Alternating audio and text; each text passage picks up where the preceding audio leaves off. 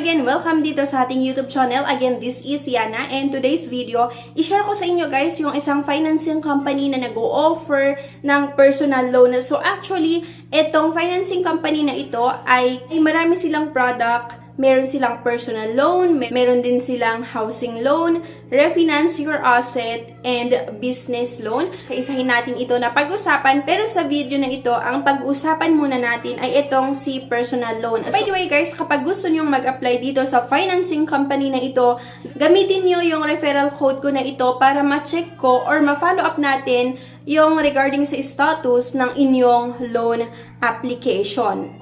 Ang pag-uusapan natin guys ay itong product nga ni PG Finance na personal loan. Ang maganda dito guys ay napakabilis yung processing time nila kasi 24 hanggang 48 hours lang in 3 easy steps. Number 1, fill out online application form. Number 2, submit complete requirements. At number 3, receive your loan immediately upon approval. Ang maganda din, once na-approve naman talaga, dinidisburse nila yung loan proceeds. Okay? Walang kahassle-hassle kasi ang pag-apply nga natin via online sa kanilang website. Lagay ko din sa description below yung website and i-click nyo lang yan at may re-redirect kayo. Try din natin na mag-apply dito kay PG Finance para makita nyo kung ano yung possible na ma-encounter nyo at makita nyo yung steps kung paano nga mag-apply dito sa ino-offer nila na personal loan. Okay? Pero bago tayo mag-apply, ano muna yung mga kailangan nyong malaman pag gusto nyo na mag-try dito sa personal loan na ino-offer nila? Ito yung mga requirements na kailangan nyong tandaan.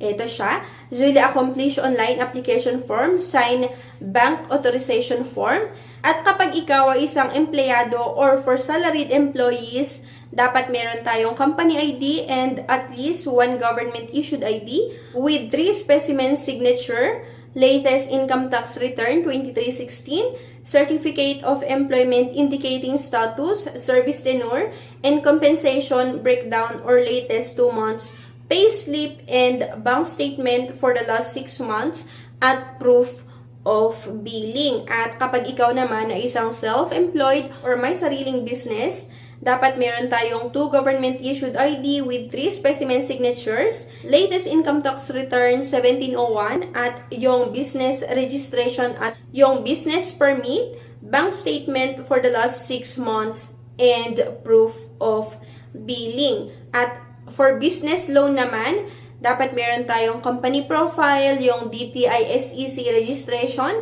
yung article of partnership, incorporation, and bylaws, latest general information sheet, yung government IDs of principal owners, yung bank statement for the last 6 months, and yung 3 years financial statement with income tax return at interim financial statement if applicable. May collateral siya. So, for long-term loan, collateral is required to secure a loan. For short-term loan, a risk assessment per application is made by the company to determine if collateral is required. And collateral also reduces the risk factor and thus providing for lower interest rate charges.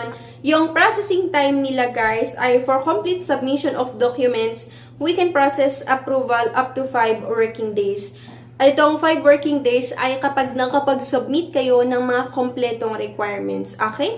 Kailangan po yun kasi hindi pwede na isama natin sa account or sa bilang nung nagsubmit ka pa lang ng requirements. Itong 5 working days na to ay kapag na-submit nyo lahat yung mga requirements na hinahanap nila. And yung repayment terms na ino-offer nila, kapag personal loan, may 12 months po yon.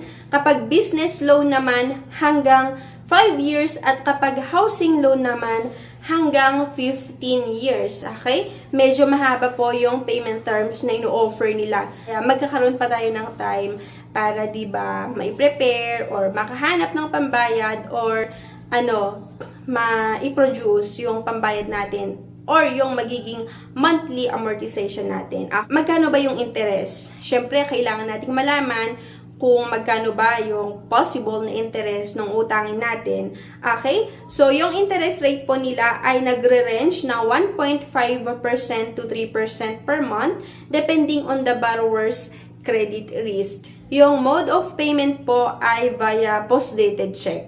Halos lahat naman talaga, pati sa mga bangko, post-dated check talaga yung nire-require nila na mode of payment. Our personal loan can help you with automobile, gadgets, or all-purpose loans. So, by the way, kapag i-click nyo nga yung link sa description below, maire-redirect kayo dito sa mga kailangan nyong sagutan. Okay? So, dito nga sa personal loan details, kailangan mong sagutan itong loan purpose, loan amount, itong monthly gross salary, yung ID type, ID number, at dapat mag-upload tayo ng isang valid government ID. At makikita mo itong part na kung saan dapat ilagay nyo itong referral code ko nga na ito para ma-follow up ko yung application nyo, diba? Kasi minsan na-stock yung application natin and mas maganda na meron tayong matatanungan regarding sa status ng ating loan application. Kasi guys, kung hindi nyo ilagay itong referral code na ito, hindi ko makita or hindi ko ma-follow up yung loan application nyo. Merong nakalagay, if you are referred by a financial advisor or an agent,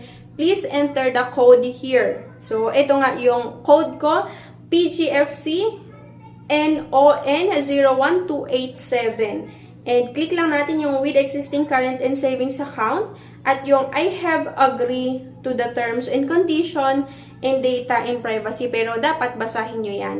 And once na okay na sa'yo, i-click mo lang yung submit. At ito guys, yung makikita mo yung thank you for submitting your information. We will get back to you if you are qualified and are ready to create an account. And meron din naman silang nilagay na contact number doon sa email na pwede nyong matawagan regarding din sa status ng inyong loan application. Pagkatapos nun, pupunta tayo ngayon sa ating email. Kung ano yung email na nilagay mo nung nag-fill out ka doon sa application nila or doon sa application form nila online. Okay, so yung natanggap ko, hi Ms. Yana, thank you for your interest in applying for a loan with PG Finance. This is to acknowledge the receipt of your loan application and yan, blah blah blah. Your loan application will now undergo initial screening. Once you click the confirmation link below, we will let you know if you meet the basic qualifications to avail of a loan facility as soon as the result of the initial screening are completed. So, kailangan lang natin i-click yung confirmation link. Okay? I-click nyo lang yan.